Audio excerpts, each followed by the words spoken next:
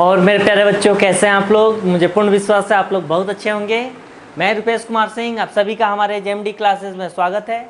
आप हमारे channel JMD IAS and SSC classes को सब्सक्राइब करें और बेल आइकन दबाना तो बिल्कुल ना भूलें, ताकि रीजनिंग की जो भी वीडियो अपलोड हो इसकी सबसे पहले नोटिफिकेशन आपको मिले। चलिए, हम आज जो रीजनिंग का टॉपिक पढ़ेंगे वो हमारा है डायरेक्शन एंड डिस्टेंस। डायरेक्शन और डिस्टेंस चैप्टर पढ़ने से पहले हमें कुछ बातों को जानना बहुत ज़रूरी है। जैसे अगर एक लाइन है, वर्टिकल हम खींचते हैं और एक हॉरिजेंटल एक दूसरे को यहाँ इंटरसेक्ट करता है, तो ऊपर की साइड को हम नॉर्थ बताएंगे और नीचे की साइड और साउथ, और राइट हैंड की तरफ ईस्ट होगा और लेफ्ट हैंड की तरफ वेस्ट होगा। ठीक है, अब इसको हम और ये सारे एंगल बनेंगे 90। ठीक है, फर्दर हम इसको 20 से डिवाइड करते हैं तो अब यह एंगल हो जाएगा 45। यह एंगल जो है यह हमारा नॉर्थ और ईस्ट के बीच में है, तो यहाँ हो जाएगा नॉर्थ और ईस्ट। यह एंगल है नॉर्थ और वेस्ट के बीच में है, तो यह हो जाएगा नॉर्थ और वेस्ट। यह एंगल है साउथ और वेस्ट के बीच में है, तो हो जाएगा साउथ और वेस्ट। यह एंगल है जो साउथ और ईस्ट के बीच में है, तो हो जाएगा साउथ और ईस्ट। ठीक है, तो हमें प्यारे बच्चों यह समझना है, और इसमें एक पॉइंट जो सबसे ज़रूरी है उसको क्या समझना है।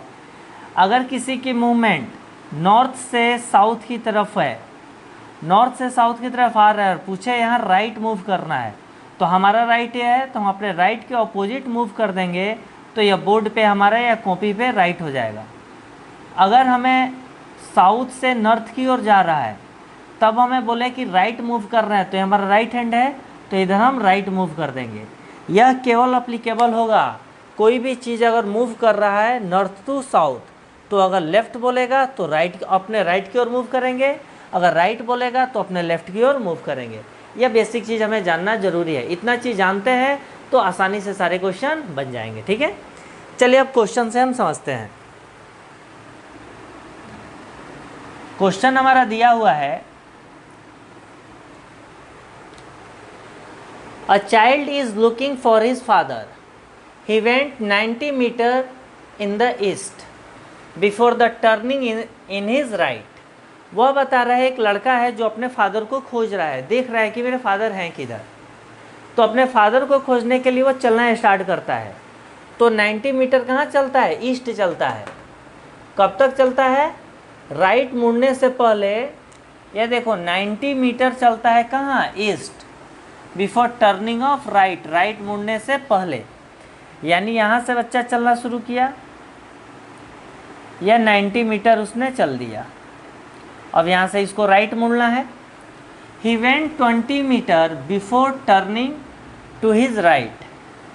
फिर यह राइट मुड़ने से पहले यह 20 मीटर चला, यह 20 मीटर यहाँ चला, और फिर यहाँ से राइट मुड़ रहा है। अभी हमने आपको बताया था कि नॉर्थ से साउथ की तरफ मूवमेंट हो, अगर ये राइट बोले तो राइट हमारा यह है, तो हम अपने हैंड के अपोजिट खींचेंगे, तो राइट हो गया।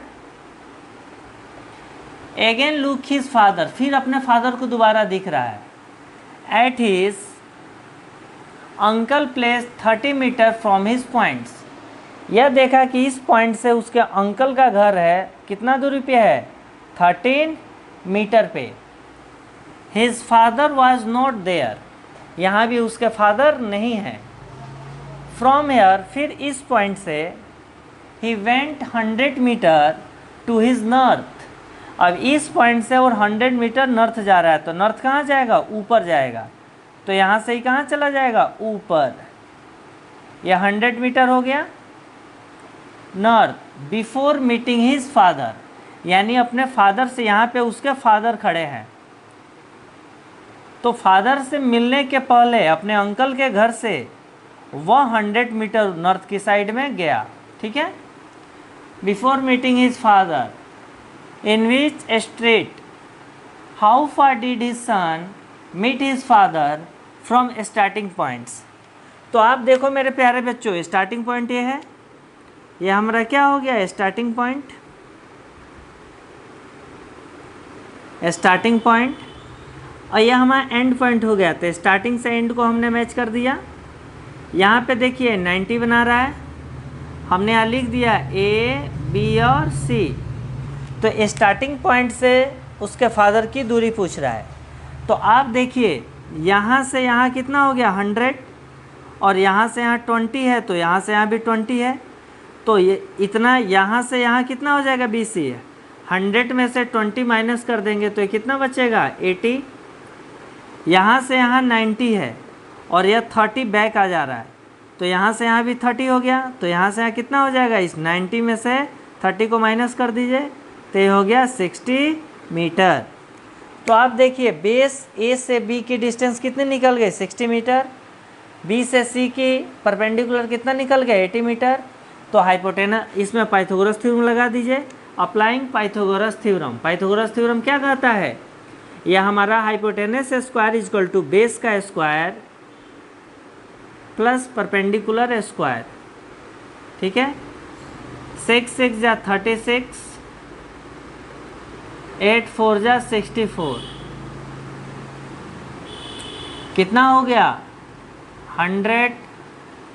अब आप देखिए 2 4 0 हो गया, तो हमारा कितना आ जाएगा, स्क्वायर रूट करेंगे तो आ जाएगा 100 मीटर। तो आंसर क्या हो जाएगा, ऑप्शन बी। तो मेरे प्यारे बच्चों क्वेश्चन बिल्कुल ही टफ नहीं आता है।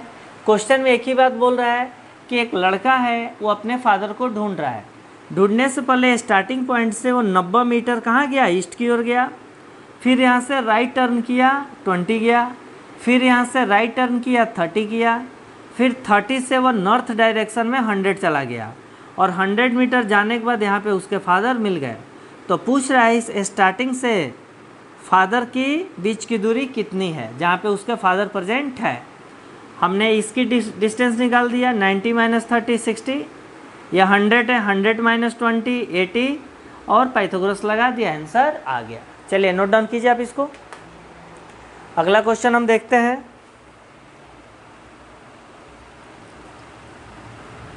नेक्स्ट क्वेश्चन हमारा है, नोट डाउन कर लिए, नहीं किए तो पॉज करके नोट डाउन कर लेना।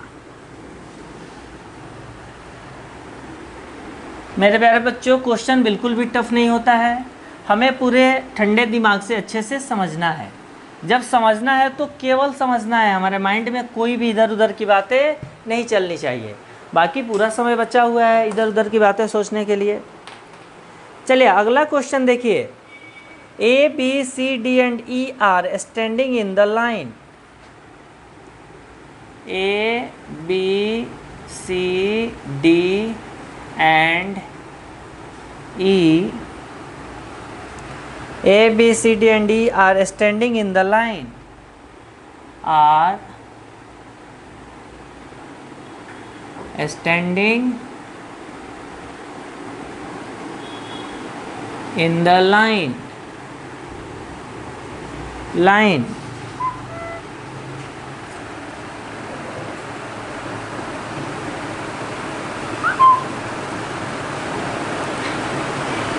Standing in the line, facing north,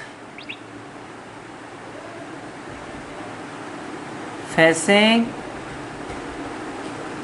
north,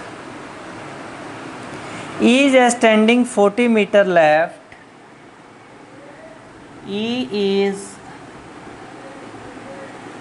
standing 40 meter left to B. A is standing 20 meter left of C. A is standing 20 meter left of C. Left of C. Left of C. D is standing. D is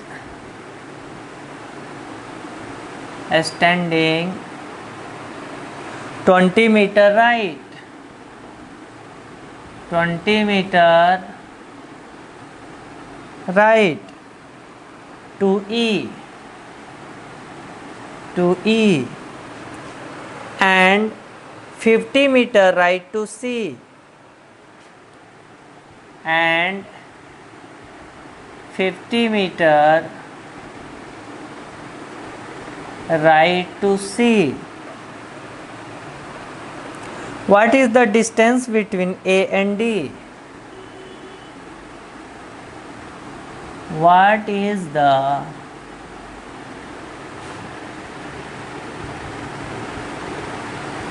distance between A and D? Option A दिया हुआ है 50 metre, option B दिया हुआ है 60 metre, option C दिया हुआ है 70 metre और ऑप्शन डी दिया हुआ है 80 मीटर। चलिए मेरे प्यारे बच्चों, हम अच्छे से समझते हैं। हमारा क्वेश्चन दिया हुआ है A B C D E are standing in the line facing north. North direction में इनकी फेस है, यानी ऊपर की डायरेक्शन में इनका फेस है, ठीक है।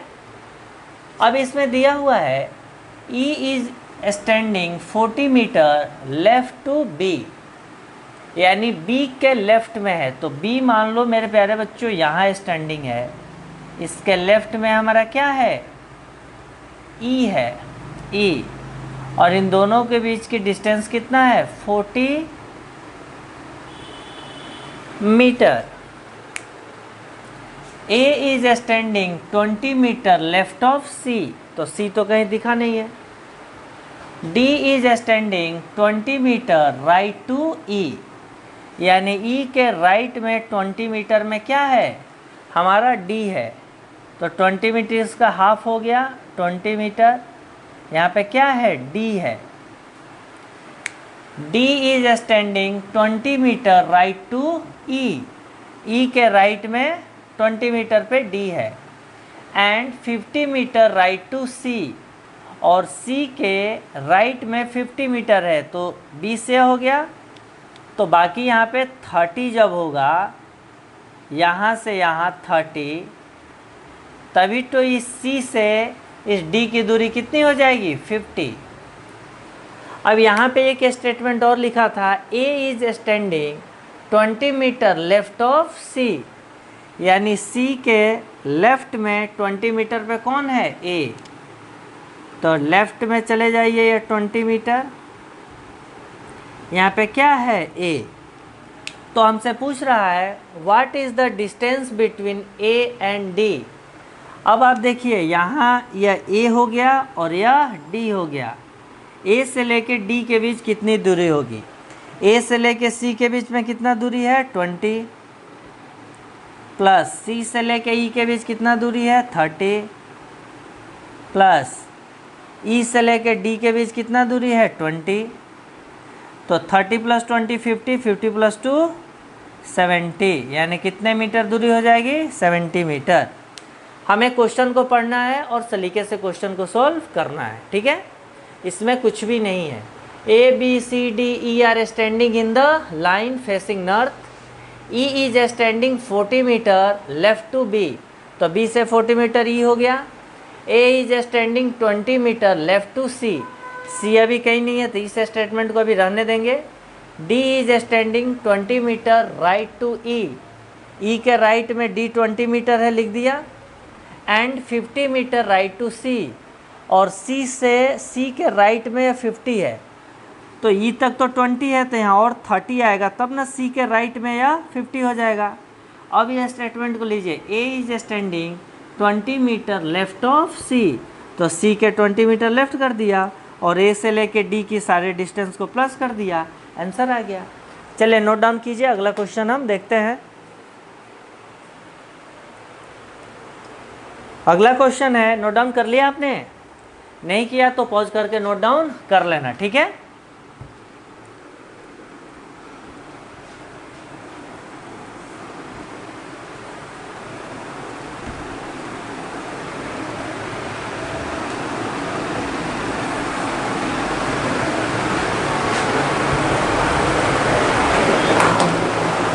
अगला क्वेश्चन हमारा है, a man travel 4 kilometre due north. A man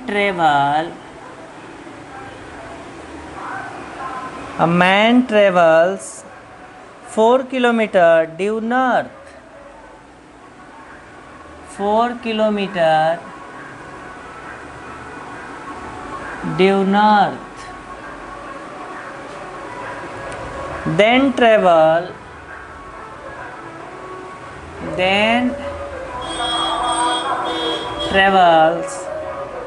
6 kilometer due east. 6 kilometer due east and further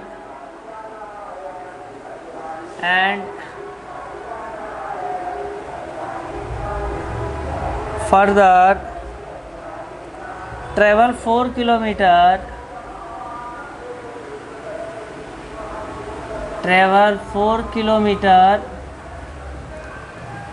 due north.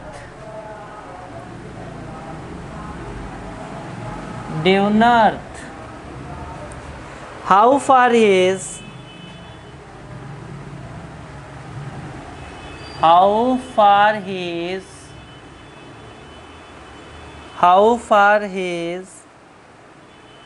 from a starting point?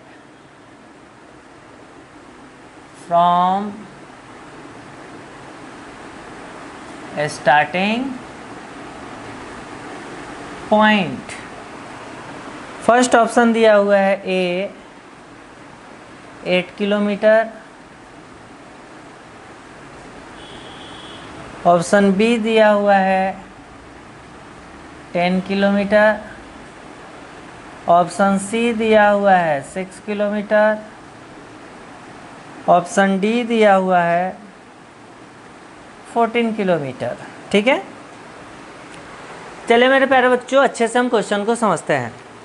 Question दिया हुआ है a man travel 4 kilometre due north.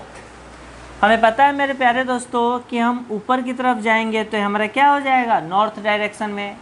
कितना किलोमीटर जा रहा है, 4 kilometre. फिर हमें बोल रहा है then travel 6 kilometre due east. East right की तरफ होगा। अब यहाँ से 6 किलोमीटर या कहाँ चला गया, ईस्ट की तरफ। And further travel 4 kilometre due north. और फिर यहाँ से ऊपर की तरफ नॉर्थ हो जाएगा 4 किलोमीटर। तो पूछ रहा है how far is from starting points. Starting point ये है, स्टार्टिंग पॉइंट, और ये हमारा क्या है, एंड है। ठीक है, यह 4 है तो ये भी कितना हो गया, 4 किलोमीटर। आप ध्यान से देखिए, यह 6 है तो ये भी कितना हो गया, 6 किलोमीटर। ठीक है, तो हमसे पूछेगा, आप देखिए यहाँ पे 90 हो गया, 90 डिग्री, इसको मेंशन कर दीजिए ए बी और सी। अब आप देखिए यह ट्रायंगल बन गया, ट्रायंगल ए बी सी। तो यहाँ देखिए हमें पाइथागोरस थ्योरम लगाना है। यह ए सी हाइपोटेनस हो गया, ए बी बेस हो गया और बी सी परपेंडिकुलर हो गया। तो पाइथागोरस थ्योरम क्या करता है, hypotenuse square is equal to base square plus perpendicular square. Base कितना है, 6। अब ये देखिए 6 का स्क्वायर, हाइट कितना है, 4 + 4 8, 8 का स्क्वायर। तो कितना हो गया, 6 6 जा 36, 8 4 जा 64। कितना हो गया मेरे प्यारे बच्चों, 100। 100 का स्क्वायर रूट क्या हो गया, 10 किलोमीटर, यानी ऑप्शन बी आंसर। तो मेरे प्यारे बच्चों क्वेश्चन बिल्कुल भी टफ नहीं आता है, हमें क्या करना है, केवल मेहनत करना है। और जीवन में एक बात हमेशा याद रखिएगा कि सिलेक्शन तभी होगा जब आप मेहनत करोगे। अगर आप मेहनत नहीं करोगे तो टाइम पैसा दोनों चीज़ बर्बाद हो जाएगा। जब दोनों चीज़ बर्बाद हो जाएगा तो उस समय पछताने से कोई फ़ायदा नहीं होगा। जब वक्त का कातिलाना हमला होगा तो उससे बचना मुश्किल भी नहीं है, नामुमकिन है, इम्पॉसिबल है। उससे जैसे भी कोरोना से कौन बच रहा है, कोई भी नहीं बच रहा है। इसलिए हमें अपने आप को मजबूत करना है, जो भी काम करना है पूरी शिद्दत से करना है। और कोशिश यही करना है कि 24 से लेकर 25 तक, यानी 21 से लेकर 25 ईयर्स तक हमारी पढ़ाई कंप्लीट हो जाए।